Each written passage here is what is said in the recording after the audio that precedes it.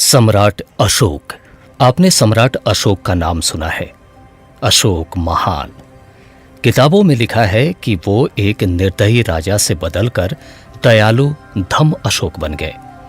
युद्ध से थक कर उन्होंने करुणा को चुना, अहिंसा को अपनाया और भारत को एक नई पहचान दी। यही कहानी आपको स्कूल में पढ़ाई गई, यही सच आपके सामने परोसा गया। लेकिन अगर मैं कहूं कि ये पूरी कहानी अधूरी है, अगर मैं कहूं कि अशोक का असली चेहरा, उसका असली रहस्य कभी पूरी तरह उजागर ही नहीं हुआ। इतिहास में एक अंधेरा कोना है जहां कलिंग युद्ध सिर्फ एक मोड़ नहीं था, बल्कि एक ऐसा सिस्टम सक्रिय हुआ जिसने आने वाली पीढ़ियों के दिमाग पर कब्जा कर लिया। हाँ, सिस्टम। क्या आपने सोचा है कि क्यों अशोक जैसे सम्राट ने अचानक तलवार छोड़कर धर्म का रास्ता चुन लिया? क्या ये सिर्फ पछतावा था या ये एक बड़ी खतरनाक चाल थी जिसमें धर्म, राजनीति और मनोवैज्ञानिक नियंत्रण का ऐसा खेल खेला गया जिसे समझना आज भी आसान नहीं है। अशोक का साम्राज्य सिर्फ भूमि पर नहीं फैला था, बल्कि इंसानी सोच पर कब्जा करने का उसका सपना कहीं ज्यादा गहरा था। यही कारण है कि उसके स्तंभ, उसके शिलालेख आज भी खड़े हैं। वे सिर्फ पत्थर पर लिखे आदेश नहीं हैं, वे प्रोग्रामिंग कोड्स हैं। ऐसे कोड जो जनता के दिल और दिमाग को नियंत्रित करने के लिए बनाए गए। आप सोच रहे होंगे, इतना अंधेरा क्यों बोल रहा हूं मैं? क्योंकि सच्चाई कभी रोशन नहीं होती। सच्चाई हमेशा छायाओं में छिपाई जाती है, और जो आदमी इसे देख लेता है वो फिर कभी पहले जैसा नहीं रहता। तो तैयार हो जाइए, क्योंकि आगे जो आप सुनेंगे वो अशोक की कहानी नहीं होगी, वो उस सच की दास्तां होगी जिसे आपको कभी सुनना नहीं था। वो सच जो बताएगा कि इंसानों को सिर्फ युद्ध से नहीं, बल्कि विचारों की बेड़ियों से कैसे कैद किया गया। आप अभी अभी एक ऐसे दरवाजे के सामने खड़े हैं जिसे खोलते ही आपकी दुनिया बदल जाएगी। हर इंसान की जिंदगी में एक ऐसा दौर आता है जब वो सिर्फ जीतना चाहता है। उसके लिए हार का मतलब मौत होता है, और सत्ता की भूख इंसान को इंसान से जानवर बना देती है। अशोक भी ऐसा ही था। किताबें कहती हैं कि वो वीर था, साहसी था, लेकिन ये आधा सच है। असल में उसका साहस एक मुखौटा था। उस मुखौटे के पीछे एक ऐसी निर्दयता छिपी थी जिसने हर दुश्मन को कंपा दिया। इतिहास बताता है, अशोक ने जब तख्त की ओर कदम बढ़ाए तो उसके अपने सौतेले भाई ही उसके सबसे बड़े दुश्मन बन गए। सत्ता की लड़ाई में उसने अपने भाइयों को एक एक करके मिटा डाला। कुछ कहानियां तो यहां तक कहती हैं कि उसने अपने भाइयों को जिंदा जलवा दिया था। सोचिए, एक राजकुमार जिसे बचपन से तलवार और खून की गंध से पाला गया, उसका दिल इंसानियत के लिए जगह क्यों छोड़ेगा? यही कारण था कि जनता और दरबार उसे चंड अशोक कहने लगे। चंड यानी क्रूर।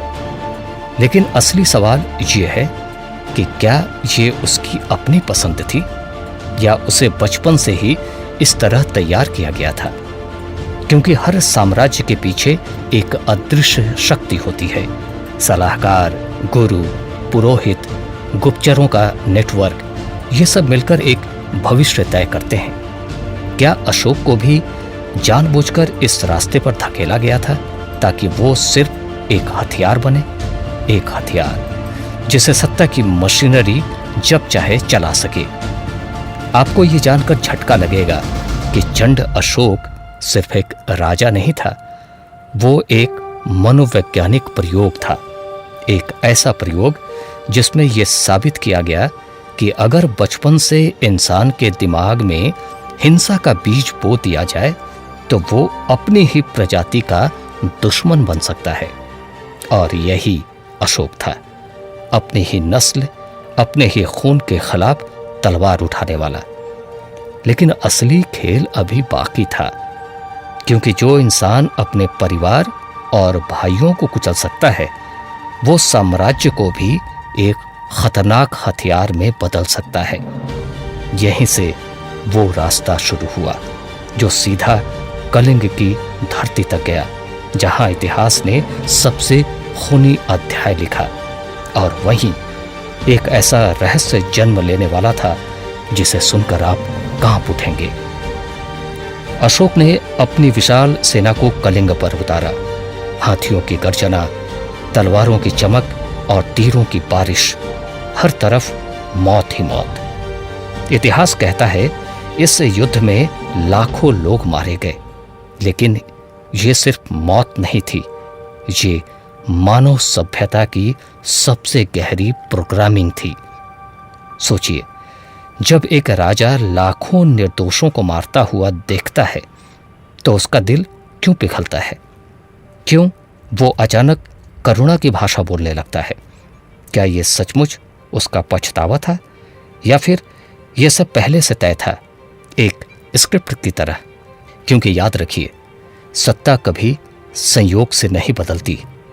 हर युद्ध के पीछे एक छिपा हुआ एजेंडा होता है। कलिंग युद्ध भी सिर्फ एक युद्ध नहीं था, ये एक मनोवैज्ञानिक प्रयोग था, मास ट्रॉमा एक्सपेरिमेंट। आपने ध्यान दिया होगा, जब किसी समाज पर बहुत बड़ी त्रासदी आती है तो उसकी सोच हमेशा बदल जाती है। लाखों लोगों की चीखें, माताओं के आंसू, बच्चों की लाशें, ये सिर्फ इतिहास की घटनाएं नहीं थीं, ये जनता के दिलों में एक गहरी स्थायी चोट थी। और उस चोट का इस्तेमाल सत्ता ने अपने फायदे के लिए किया। कलिंग की धरती पर सिर्फ खून नहीं बहा, वहां इंसानी दिमाग की बेड़ियां गढ़ी गईं। अशोक ने देखा खौफ इंसान को कितना आज्ञाकारी बना सकता है, और यही था उसका टर्निंग पॉइंट। लेकिन अब सवाल ये है, क्या ये परिवर्तन करुणा की ओर था, या ये एक नया कंट्रोल सिस्टम बनाने की शुरुआत थी? क्योंकि कलिंग के बाद अशोक ने तलवार फेंकी नहीं, उसने सिर्फ हथियार बदल लिया। अब उसकी तलवार बन गया धर्म। और यही वो राज है जिसे इतिहास ने आपके सामने कभी उजागर नहीं किया। इतिहास कहता है कलिंग युद्ध के बाद अशोक का दिल पिघल गया, लेकिन असली सवाल ये है, इतना निर्दयी राजा अचानक करुणा में कैसे हो गया? क्या लाखों लाशों ने सचमुच उसके दिल को बदल दिया, या ये सब एक ग्रैंड स्ट्रैटेजी थी, सोची समझी सुनियोजित चाल? क्योंकि याद रखो, राजा कभी अपने साम्राज्य की कमान भावनाओं से नहीं चलाता। राजा सिर्फ सत्ता देखता है, और सत्ता की सबसे बड़ी ताकत है मनुष्य की सोच पर नियंत्रण। यही था अशोक का असली धम, करुणा नहीं बल्कि कंट्रोल सिस्टम। सोचो जरा, जब आप तलवार से लोगों पर राज करते हो तो वे डरते हैं, लेकिन भीतर ही भीतर नफरत भी करते हैं। लेकिन अगर आप उनके दिल और दिमाग पर कब्जा कर लो, अगर आप उन्हें विश्वास दिला दो कि आपकी आज्ञा ही धर्म है, आपकी इच्छा ही सत्य है, तो वे सिर्फ मानेंगे ही नहीं बल्कि खुद को आपके आदेशों के लिए समर्पित कर देंगे। अशोक ने यही किया। उसने अपने साम्राज्य में धम्म की स्थापना की। बौद्ध भिक्षु उसके प्रचारक बने। शिलालेख और उसके आदेशों के प्रोग्रामिंग कोड्स, हर स्तंभ, हर पत्थर जनता को रोज याद दिलाता था, करुणा अपनाओ, हिंसा छोड़ो, सम्राट की राह पर चलो। लेकिन देखो असली चाल। करुणा का नाम लेकर अशोक ने सत्ता की जड़ों को और गहरा कर लिया। अब उसकी ताकत सेना से नहीं बल्कि जनता की सोच से निकल रही थी। वो चाहता तो किसी को मारे बिना ही करोड़ों लोगों को अपने विचारों की कैद में रख सकता था। ये साइकोलॉजिकल वारफेयर था। ये वही तरीका था जो बाद में धर्मों, साम्राज्यों और आधुनिक संस्थाओं ने अपनाया। हिंसा से ज्यादा खतरनाक हथियार है विश्वास, और विश्वास इंसान को बिना हथकड़ी के गुलाम बना देता है। तो अब सोचो, क्या अशोक सचमुच महान था, या वो पहला ऐसा सम्राट था जिसने इंसानों के दिलों पर अदृश्य जंजीरें डाल दी? आपने अशोक के स्तंभ देखे होंगे, स्कूल की किताबों में, इतिहास की तस्वीरों में, या फिर भारत के राष्ट्रीय प्रतीक के रूप में। आपको बताया गया ये स्तंभ करुणा और धर्म का संदेश देते हैं, लेकिन सच ये है ये पत्थरों पर लिखे गए कोड थे, ऐसे कोड जिनका असली मकसद था जनता के दिलो दिमाग पर स्थायी नियंत्रण। सोचो, उस समय न तो अखबार थे, न टीवी, न सोशल मीडिया, लेकिन अशोक ने जो किया वो आज के मास मीडिया से भी ज्यादा ताकतवर था। हर गांव, हर नगर में, हर रास्ते पर खड़े ये स्तंभ रोज जनता को याद दिलाते, करुणा अपनाओ, अहिंसा को मानो, सम्राट की आज्ञा ही धम्म है। ये सिर्फ शब्द नहीं थे, ये ट्रिगर्स थे। हर बार जब कोई इंसान इन शिलालेखों को पढ़ता, उसका दिमाग उसी दिशा में सोचने लगता। करुणा, दया, आज्ञा पालन, ये वही प्रक्रिया थी जिसे आज हम कहते हैं न्यूरो लिंग्विस्टिक प्रोग्रामिंग। अशोक ने ये हजारों साल पहले कर दिया था। क्या आपने गौर किया है? अशोक के संदेश सिर्फ अच्छा इंसान बनने की बात नहीं करते, वे सबटली ये भी कहते हैं, हिंसा मत करो लेकिन सम्राट की राह पर चलो, धर्म का पालन करो लेकिन वही जो धम्म कहे। यानी जनता को न सिर्फ अच्छा बल्कि आज्ञाकारी बनाया गया। उनके विचारों में बगावत की चिंगारी को शुरू में ही दबा दिया गया, और यही है माइंड प्रोग्रामिंग की पराकाष्ठा। जब इंसान को लगता है कि वो खुद से सोच रहा है, लेकिन असल में वो वही सोच रहा होता है जो सत्ता चाहती है। तो अगली बार जब आप अशोक का स्तंभ देखें, याद रखना, ये सिर्फ इतिहास का प्रतीक नहीं है, वो एक प्रोग्रामिंग डिवाइस है, एक ऐसा उपकरण जिसने सदियों तक इंसानी सोच को उसी दिशा में धकेला जिसे सत्ता ने तय किया था। और यही कारण है कि अशोक की विरासत आज भी भारत के राष्ट्रीय प्रतीक में जिंदा है, क्योंकि असली बेड़ियां वही होती हैं जिन्हें इंसान गर्व से पहनता है। कलिंग के बाद अशोक ने तलवार रख दी, लेकिन खेल वहीं खत्म नहीं हुआ। असल में खेल अब और बड़ा हो चुका था। अब अशोक का मकसद था सिर्फ भारत नहीं, पूरी दुनिया के दिमागों पर कब्जा करना।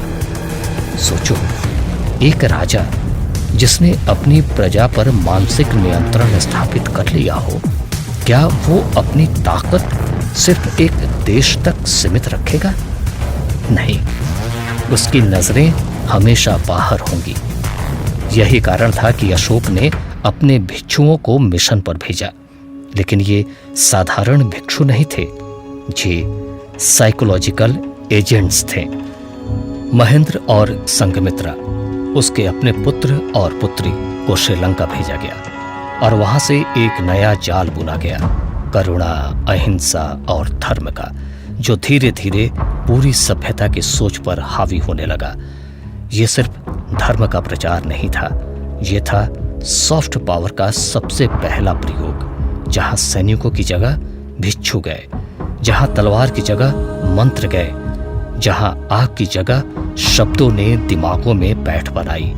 और ये रणनीति इतनी प्रभावी थी कि आज भी श्रीलंका, नेपाल, बर्मा, थाईलैंड, चीन, जापान तक बौद्ध विचारधारा का असर दिखाई देता है। यानी अशोक का साम्राज्य सिर्फ नक्शे पर नहीं था, वो दिमागों की गहराई में था। यही है असली मनोवैज्ञानिक कब्जा। जब आपके विचार, आपकी मान्यताएं, आपको लगता है कि वे आपके अपने हैं, लेकिन असल में वे किसी और के बोए हुए बीज हैं। अशोक ने दुनिया को यह दिखा दिया, कि सत्ता की असली जीत खून बहाकर नहीं, विचार बोकर होती है। और यही मॉडल आगे चलकर हम बड़े धर्म, हर साम्राज्य और हर आधुनिक संस्था ने अपनाया। तो अब सोचो, क्या अशोक का धम्म प्रचार सचमुच करुणा का संदेश था, या वो पहला ग्लोबल कंट्रोल नेटवर्क था जहां इंसानों के दिमाग पर राज करना असली मकसद था? अशोक ने जो बीज बोया वो सिर्फ उसके साम्राज्य तक सीमित नहीं रहा। उसने एक नई परंपरा शुरू की, मनोवैज्ञानिक साम्राज्य की परंपरा। पहले राजा तलवार से जीतते थे, लेकिन अशोक ने साबित कर दिया, अगर तुम विचारों पर कब्जा कर लो तो तलवार की जरूरत ही नहीं पड़ती। यही मॉडल आगे की सभ्यताओं ने अपनाया। सोचो, रोमन साम्राज्य ने अपने धर्म को हथियार बनाया। मध्यकाल में चर्च ने पाप और स्वर्ग नरक की कहानियों से जनता के मन को जकड़ा। मुगल और तुर्क शासकों ने भी इसी मनोवैज्ञानिक जाल का इस्तेमाल किया। और आज आधुनिक सरकारें, कॉरपोरेट्स और मीडिया सब उसी परंपरा का नया चेहरा है। लेकिन शुरुआत यहीं से हुई थी, अशोक से। उसने शिलालेख बनाए, जैसे परमानेंट कोड्स। उसने भिक्षुओं को भेजा, जैसे मोबाइल एजेंट्स। उसने करुणा का नाम लिया, जैसे मास्क ऑफ कंट्रोल। और यही है असली खतरा, जब नियंत्रण तलवार से नहीं बल्कि विश्वास से होता है। क्योंकि तलवार का विरोध किया जा सकता है, लेकिन विश्वास का नहीं। विश्वास आदमी को बिना हथकड़ी के गुलाम बना देता है। यही कारण है कि अशोक को महान कहा गया, न कि इसलिए कि वो करुणा में था, बल्कि इसलिए कि उसने कंट्रोल की कला में महारत हासिल कर ली थी। इतिहास उसे महान इसलिए कहता है क्योंकि जो उसने किया वही मॉडल आज तक दुनिया चला रही है। अब समझो, हर बार जब तुम्हें कहा जाता है ये धर्म है, ये कर्तव्य है, ये राष्ट्र का आदर्श है, तो पूछना मत भूलना, क्या ये सचमुच तुम्हारा विश्वास है, या ये भी वही प्रोग्रामिंग है जो सदियों पहले शुरू की गई थी? अशोक ने सिर्फ एक साम्राज्य नहीं बनाया, उसने एक टेम्पलेट बनाया, एक ऐसा ब्लूप्रिंट जिस पर आगे आने वाले हर साम्राज्य ने अपनी इमारत खड़ी की। तुम सोच रहे होगे, अशोक की कहानी तो 2000 साल पुरानी है, तो इसका आज से क्या लेना देना? लेकिन सच ये है, अशोक का बनाया हुआ माइंड कंट्रोल सिस्टम आज भी सांस ले रहा है। तुम्हारी राजनीति में, तुम्हारे धर्म में, तुम्हारे मीडिया में और तुम्हारी रोजमर्रा की जिंदगी में। सोचो जरा, आज भी हर सरकार अपने विचार तुम्हारे दिमाग में गढ़ने के लिए प्रतीक बनाती है। राष्ट्रीय ध्वज, राष्ट्रीय प्रतीक, राष्ट्रगीत, ये सब सिर्फ गर्व के लिए नहीं है। ये वही कोड हैं जो तुम्हें रोज याद दिलाते हैं कि आज्ञा मानना ही कर्तव्य है। आज भी धर्म संस्थाएं तुम्हें कहानियां सुनाती हैं, स्वर्ग, नरक, पाप, पुण्य। ये वही जाल हैं जो तुम्हें डर और विश्वास के बीच झुलाकर आज्ञाकारी बनाए रखते हैं। आज भी मीडिया वही करता है जो अशोक के शिलालेख करते थे। हर दिन तुम्हें बताया जाता है किससे नफरत करनी है, किसे पूजना है, किसे महान मानना है। हर खबर, हर विज्ञापन, हर नारा तुम्हारे दिमाग में नया कोड लिखता है। तुम सोचते हो कि तुम स्वतंत्र हो, लेकिन असल में तुम वही सोचते हो जो तुम्हें सोचने के लिए प्रोग्राम किया गया है। तुम्हारी गुस्सा, तुम्हारा गर्व, तुम्हारी नफरत एवं तुम्हारा प्यार सब पहले से तय स्क्रिप्ट का हिस्सा है। अशोक ने ये खेल शुरू किया और आज की सत्ता, चाहे वो नेता हो, धर्मगुरु हो या कॉरपोरेट, उसी खेल को आगे बढ़ा रही है। तुम्हें लगता है कि तुमने चुनाव किया है, लेकिन सच ये है तुम्हें विकल्प ही वही दिए गए हैं जो सत्ता चाहती है। यही कारण है कि अशोक को महान कहा गया। वो सिर्फ अतीत का सम्राट नहीं था, वो आज भी तुम्हारे भीतर बैठा हुआ है, तुम्हारी सोच, तुम्हारे विश्वास और तुम्हारे डर में।